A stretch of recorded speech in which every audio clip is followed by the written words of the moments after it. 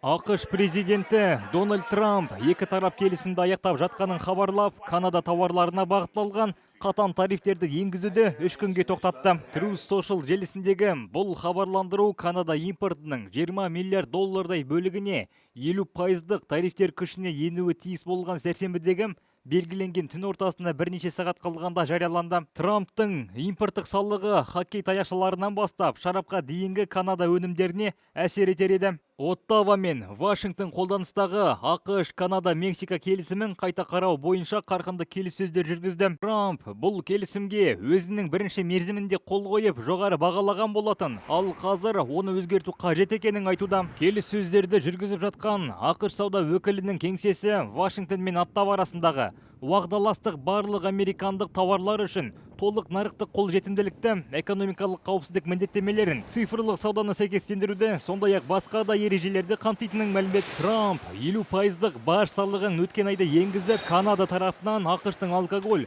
автомобиль және сүт өнімдеріне қатысты дискриминациялық қарым-қатынас жасалғанын алға тартты. Канада бұған өз тарапынан баж салығын енгізетінін айтып жауап берді. Бұл өткен жылы бір-бірімен шамамен 880 миллиард доллардың тауарлары мен қызметтерін сатқан екі одақтас арасындағы шиеленісті одан әрі арттырды. Канада премьер-министрі Марк Карни шектеулердің тоқталуына қатысты пікір білдіріп, жаңа келісімге қол жеткізілгенін жарияламады. Оның орнына айтарлықтай ілгерілеушілік болғанын, бірақ әлі де маңызды жұмыстар жасалуы керектігін атап өтті.